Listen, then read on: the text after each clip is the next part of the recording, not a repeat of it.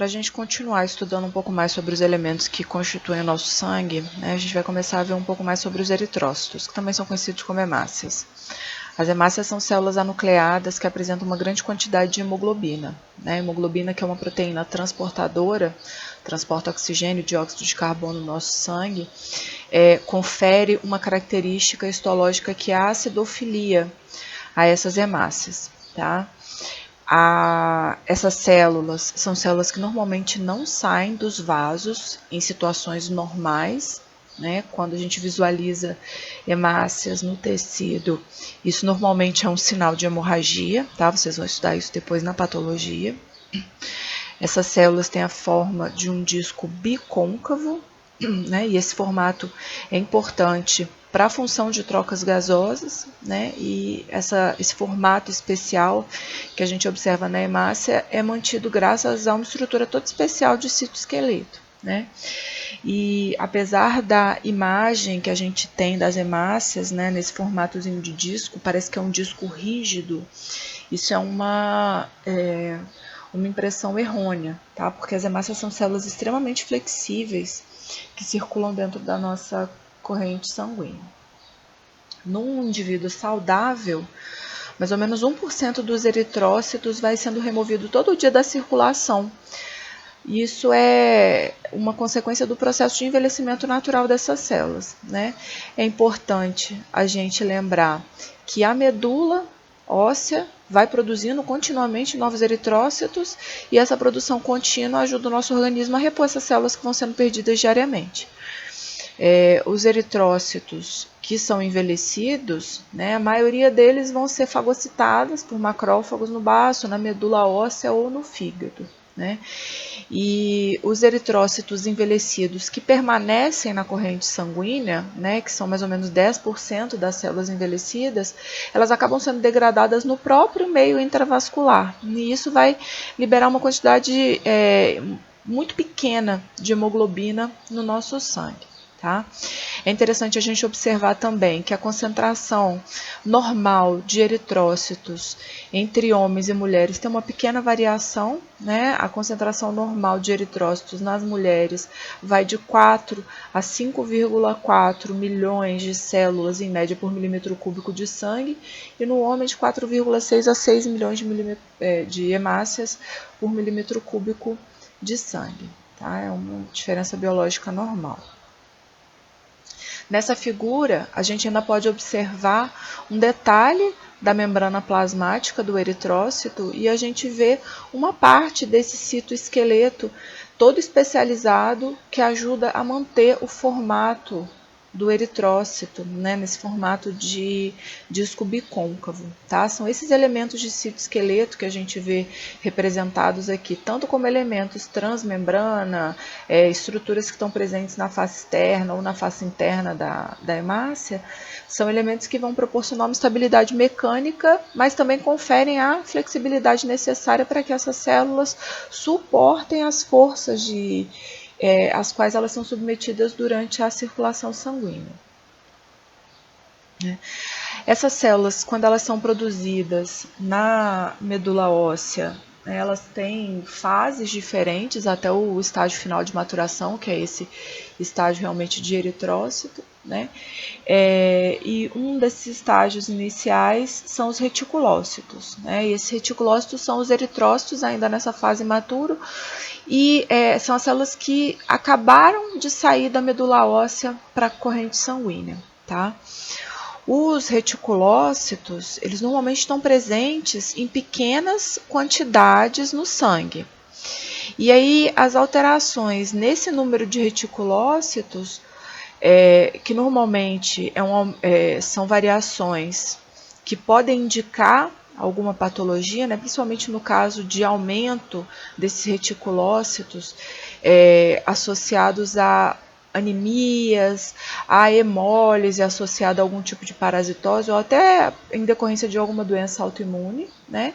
E pode acontecer também a redução do número desses reticulócitos e essa redução pode estar acontecendo graças a uma produção diminuída, né, dessas células na medula E, de todas as formas, é necessário que seja feita uma análise morfológica dos eritrócitos, tá? Essas análises morfológicas ajudam também a gente a indicar quais que são essas possíveis causas da alteração de número desses reticulócitos no sangue. Um outro exemplo de uma patologia, né, uma alteração, na verdade, desses eritrócitos é a anisocitose. A anisocitose é caracterizada pela presença de eritrócitos de tamanhos variados. E os eritrócitos que apresentam tamanho variado, né, também recebem nomes específicos. No caso de um eritrócito que tem mais de 9 micrômetros de tamanho, de diâmetro, esses eritrócitos são chamados de macrócitos. E os eritrócitos que têm menos de 6 micrômetros são chamados de micrócitos. Tá? Então, essa anisocitose seria a presença de uma variedade de tamanhos, né, maior aí na corrente sanguínea do que o normal. Uma outra alteração é a poiquilocitose, que é caracterizada pela presença de eritrócitos com formatos variados, né? Então, nesse caso, os eritrócitos apresentam a morfologia variada, não só o tamanho, tá? E as eritrocitoses ou policitemias são caracterizadas pelo aumento da concentração de eritrócitos no sangue. Então, aquela faixa que eu indiquei para vocês anteriormente, né, de aquela concentração média de eritrócitos por milímetro cúbico de sangue no homem e na mulher, é aquela concentração que vai estar alterada.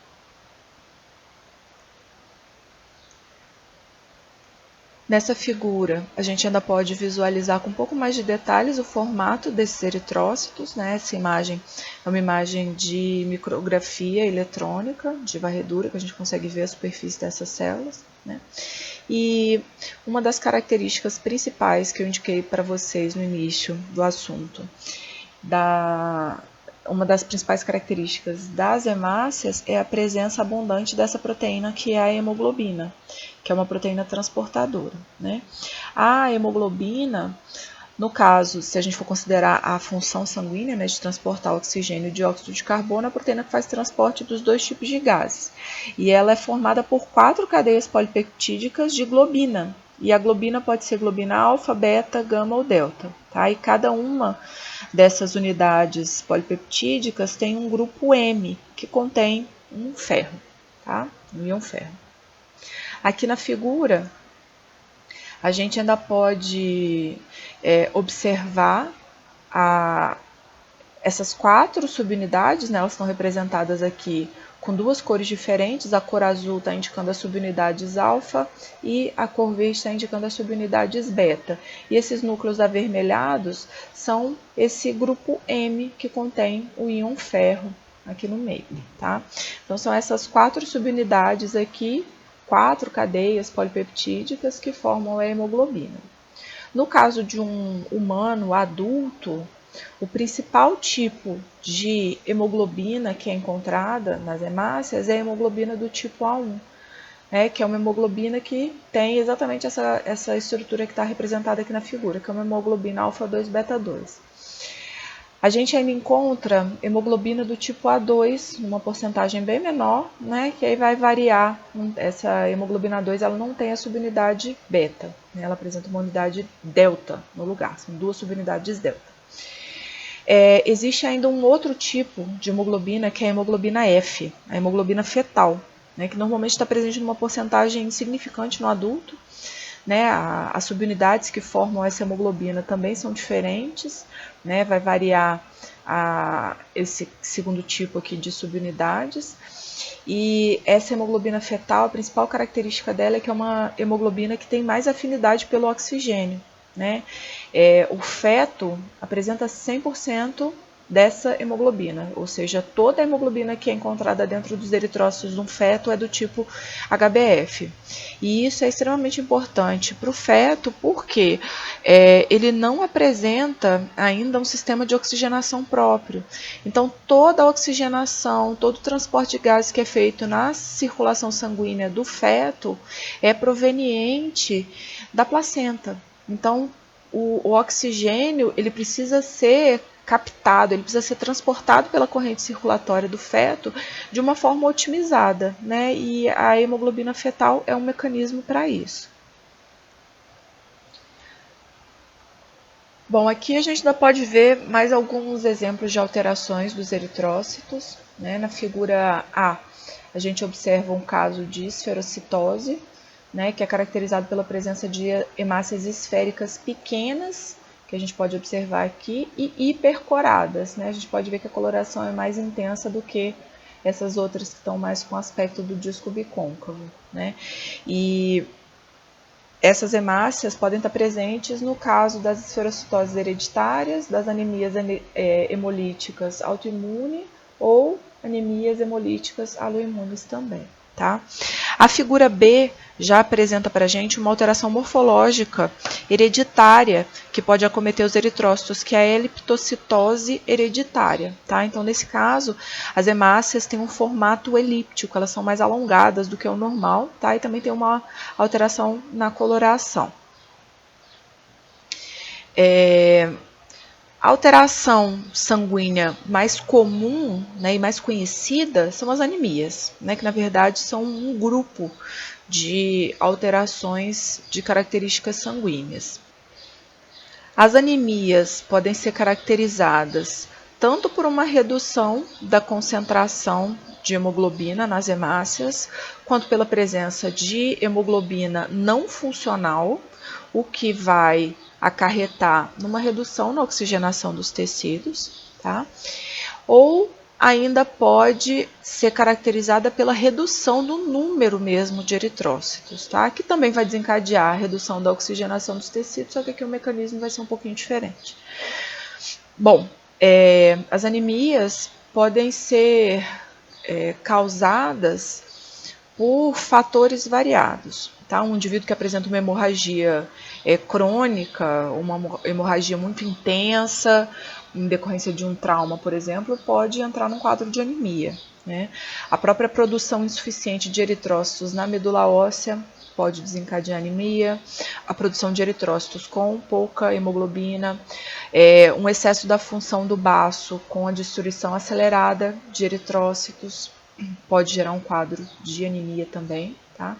E esses fatores decorrentes de causas variadas, que eu indiquei aqui no slide para vocês, ainda podem ser manifestações de doenças subjacentes. Então, no caso de anemia, o ideal é que sempre seja feita uma avaliação mais completa da situação do quadro clínico do paciente, né? E para completar o diagnóstico da anemia, é importante que sejam avaliadas ainda características dos eritrócitos, como o tamanho, a forma, a coloração e até a presença de possíveis inclusões nos eritrócitos, tá? Como se fossem pequenos depósitos de algum material intracelular dentro dos eritrócitos.